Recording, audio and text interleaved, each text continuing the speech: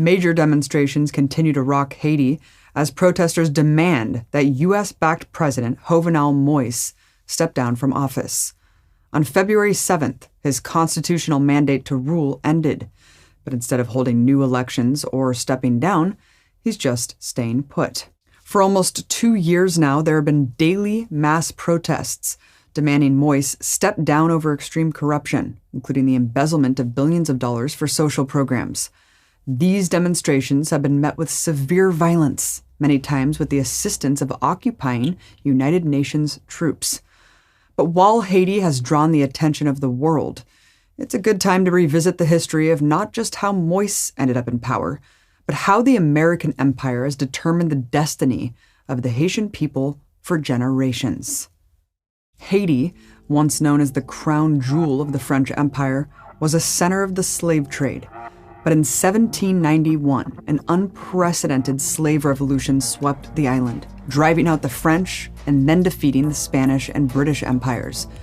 During this war for liberation, America's noble founding fathers jumped into the fray.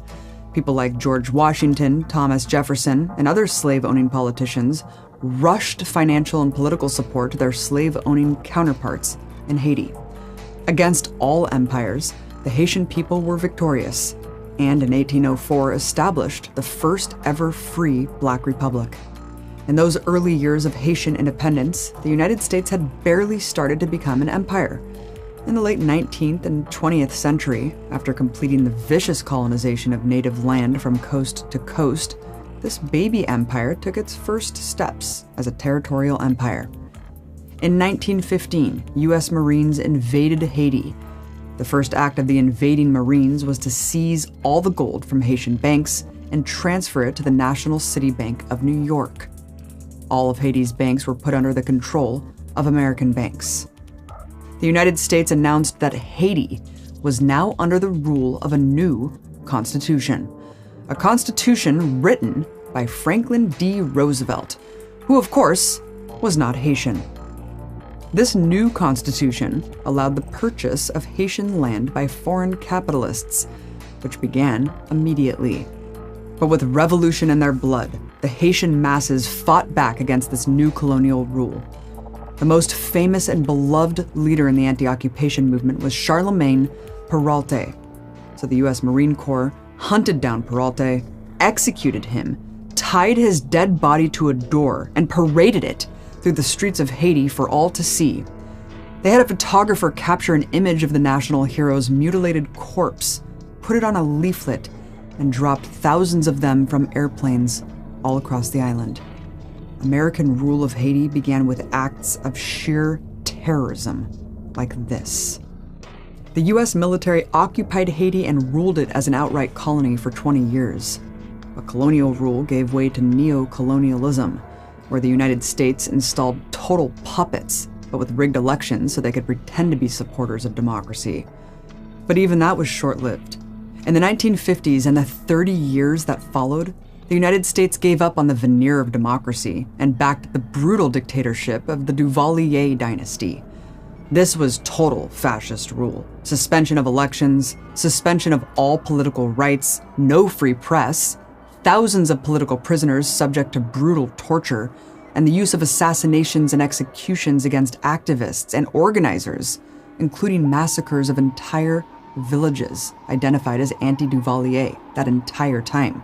The United States supported the dictatorship with aid and protection from U.S. Marines.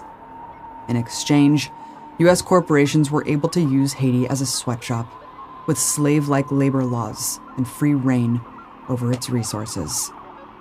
Following the end of the U.S.-backed Duvalier dictatorship in 1986, the Haitian people have twice elected left-wing liberation theologian Jean-Bertrand Aristide president. The first time was in 1990. But just 8 months after he took office and committed the crimes of things like raising the minimum wage from $1 a day to $2.50 a day, the CIA orchestrated a coup that removed him from power. During the coup, US-backed forces massacred hundreds of unarmed Aristide supporters protesting the regime change operation. Washington installed a World Bank stooge in his place. But Aristide would return and win the presidential election again in the year 2000. He continued social reforms that made it harder for American corporations to use Haiti as the most destitute, hyper-exploited sweatshop possible. So in 2004, the CIA planned and executed another coup. U.S. Marines again invaded Haiti, kidnapped Aristide from his home, and took him out of the country. Hold on for a second, please. President Aristide resigned. He has left his country. The Constitution of Haiti is working.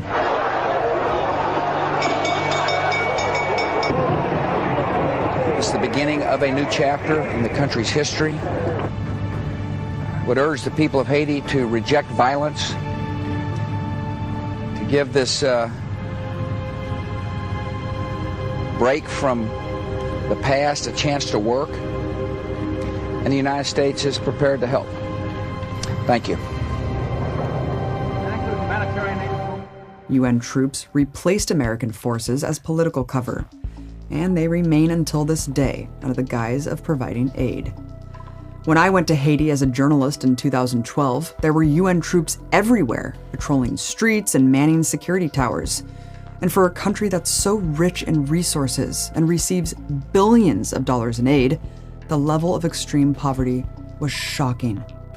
Both the UN occupation and the economic catastrophe fuel the protest movement today. Aristide's ouster in 2004 began another era of rotating U.S. puppets ruling Haiti. In 2011, U.S.-backed candidate Michel Martelly came in third place in the election, but the United States, using its tool, the Organization of American States, installed him as president anyway. Current besieged president Jovenel Moïse is Michel Martelly's predecessor and close ally, appointed by him to be the presidential candidate in 2015.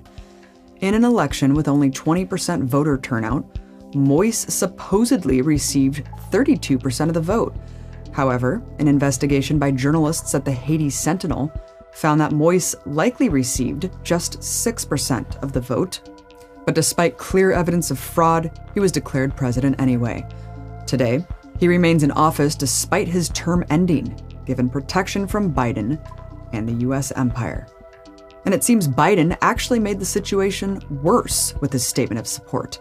See, just 24 hours after Biden made the official declaration that Moïse should be in power at least another year, the regime began a crackdown on opponents, even illegally jailing a Supreme Court justice who disagreed with his claim to power, and rounded up dozens of other dissidents, including journalists. With Washington's backing, the violent repression of demonstrations went into full swing. Ever since the US empire invaded and occupied Haiti more than a century ago, it's had its boot on the neck of the Haitian people. Today, they're fighting for the right to stand up, and the world needs to stand with them, especially here in the US, which has been robbing them of the future they want for far too long.